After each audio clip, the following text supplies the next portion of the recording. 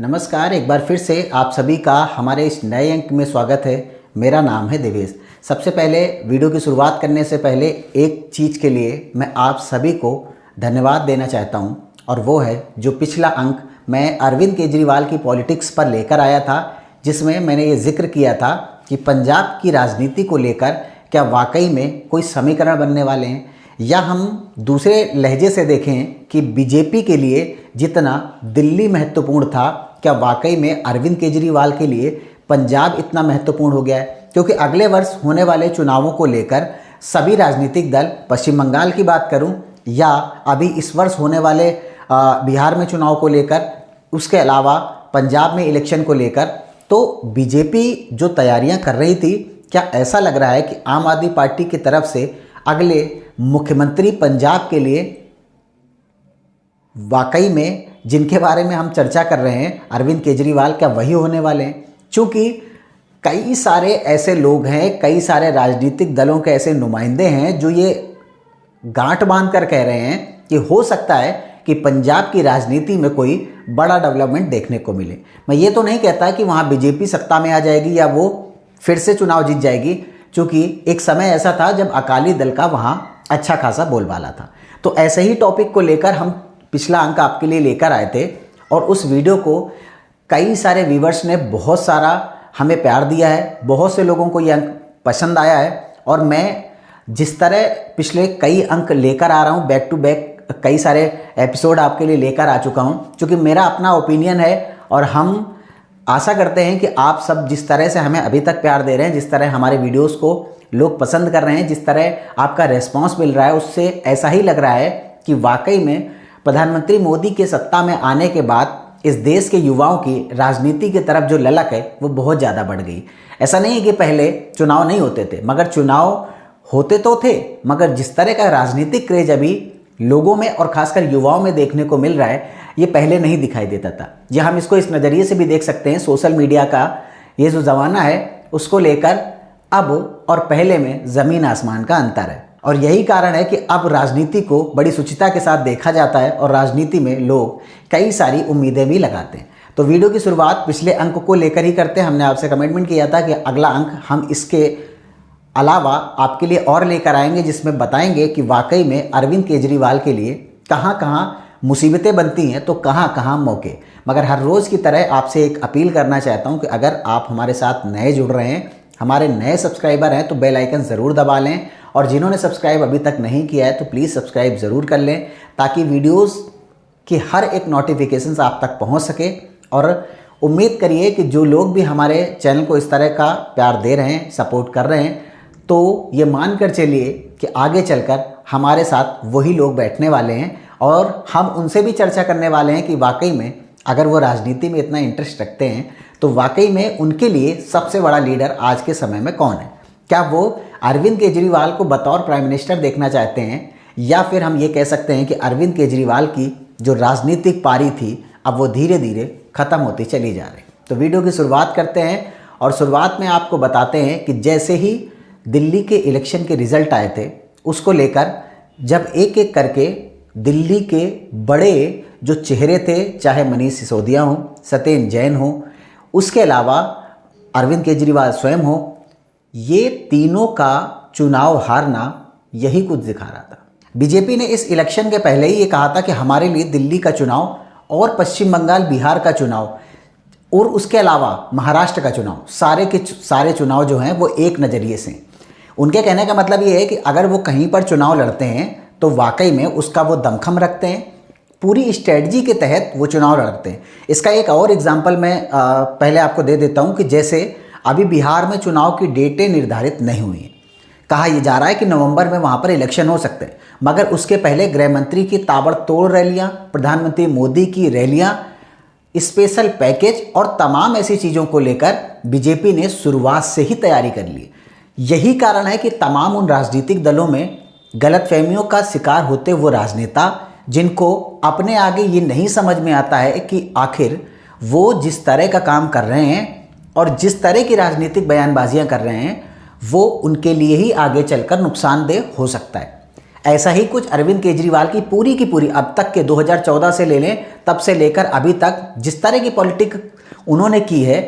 और जितने ओछी हरकतें पॉलिटिक्स के दौरान उन्होंने की है, शायद ही किसी राजनेता ने की हो। प्रधानमंत्री को लेकर कैसे कैसे बयान दिए और ऐसी ऐसी बातें कहीं जब आप पब्लिक को, खासकर उस पब्लिक को जो आपको वोट देकर चुनावों में जिता रही है, अगर आप उससे इस तरह की बात कर रहे हैं कि बीजेपी का एक कार्यकर्ता मुझे मिला और उसने मुझसे कहा कि अगर केजरीवाल जी आप सत्ता से चले गए तो मेरे बच्चे बर्बाद हो जाएंगे। सोच कर देखिए, क्या वाकई में किसी भी पार्टी का कार्यकर्ता ऐसा अरविंद केजरीवाल को फ़ोन कर सकता है क्या? और एक चीज़ और नोट करने वाली है, क्या मुख्यमंत्री का जो नंबर होता है वो सार्वजनिक होता है क्या, कि हर एक बीजेपी के उस वर्कर के पास उसका नंबर पहुंच जाएगा? सवाल ये भी उठता है कि जिसमें अरविंद केजरीवाल ने ये कहा कि यमुना के पानी में जहर घोल दिया गया है। आप सोच कर देखिए कि किसी राजनीतिक दल ने, कांग्रेस पार्टी ने भी प्रधानमंत्री मोदी पर तमाम कटाक्ष किए, मगर इसका मतलब ये नहीं कि भाषा की मर्यादा को क्रॉस करते हुए और ऐसे अनर्गल बयान दिए जाएं जिसमें अरविंद केजरीवाल ने यह कह दिया कि पानी में अमोनिया मिला दिया गया है। सोच कर देखिए, क्या हम इतने विषैले हो सकते हैं क्या? प्रधानमंत्री के लिए ऐसी बातें कहना और ये कहना दूसरी सरकारों के लिए कि वो दूसरे प्रदेश की जनता को पानी में जहर देकर मारने की कोशिश, ऐसा नहीं है। राजनीति में राजनीतिक तरीके से विरोध करेंगे तो जाहिर सी बात है उसका निष्कर्ष कुछ निकल सकता है। मगर अरविंद केजरीवाल ने जिस तरह से प्रधानमंत्री को लेकर टिप्पणियां करी, बीजेपी के उन तमाम कार्यकर्ताओं के लिए उन्होंने क्या क्या कहा, और सबसे ज़्यादा झूठ बोलने वाली बात तो यही थी जो हर समय वो हर एक रैली में कहते थे कि बीजेपी के कार्यकर्ता का फ़ोन आया। ये ऐसी ही बात है कि आप सोच कर देखिए कि अगर आप राजनीति में अगर झूठ की राजनीति करने आए तो आप कुछ भी बोल सकते हैं। तो अब जब चुनाव परिणाम आ चुके हैं, अरविंद केजरीवाल के जो बड़े तमाम राजनेता हैं उनकी हार हो चुकी है, आतिशी अपना जिम्मा संभाले हुए, यही कुछ पंजाब को लेकर मच रही उथल पुथल को लेकर अब ऐसा लग रहा था कि आम आदमी पार्टी पूरी तरह से डैमेज कंट्रोल में लग गई। चूँकि कहा जा रहा था कि संजीव की सीट जो है वो राज्यसभा जा सकते हैं, यानी कि अरविंद केजरीवाल, मगर अभी जिस तरह से चीज़ें निकल कर सामने आ रही हैं उसको देखकर ऐसा लग रहा है कि अरविंद केजरीवाल राज्यसभा नहीं जाने वाले। अरविंद केजरीवाल अब जब पंजाब में इलेक्शन होगा तो हो सकता है कि भगवंत मान के चेहरे पर चुनाव लड़ जाएं और बाद में मुख्यमंत्री खुद भी बन जाएं। अभी ये औपचारिकता मात्र है, इसको कहना जल्दबाजी है, इसमें कोई पुष्टि नहीं है। मगर राजनीति में अगर बने रहना है तो जाहिर सी बात है कि आपके चेहरे को कहीं ना कहीं कुछ ऐसी चीज़ों को लेकर सामने आना ही चाहिए। हालांकि बीजेपी इस पूरे मुद्दे पर सवाल उठा रही है, चूँकि जब वो पंजाब जाते हैं तमाम तरह के अनाउंसमेंट करते हैं और बीजेपी ये कहती है कि जब वो कुछ है नहीं तो वो क्यों ऐसी योजनाओं का शिलान्यास कर रहे हैं, ऐसी योजनाओं के बारे में बता रहे हैं। ये बात ठीक है, जब हम विधायक सांसद या कुछ रहते हैं तो हम किसी भी योजना के बारे में बता सकते हैं, शिलान्यास भी करा सकते हैं। मगर पंजाब की राजनीति में कई सारे घटनाक्रम होने अभी बाकी हैं, जैसे कि हरभजन सिंह के केस में हमने देखा, स्वाति मालीवाल के केस में देखा। चूँकि आम आदमी पार्टी ने पहले तो ऐसे लोगों को राज्यसभा भेजा, मगर यहाँ कई सारे उनके राइट हैंड माने जाने वाले वो भी दिल्ली के इलेक्शन के जब से रिजल्ट आए हैं तब से वो सब चुप हैं। उसमें प्रमुख चेहरा जो है वो राघव चड्ढा भी हैं। हालांकि कहा यह जा रहा है कि कई सारे पंजाब में अगर बीजेपी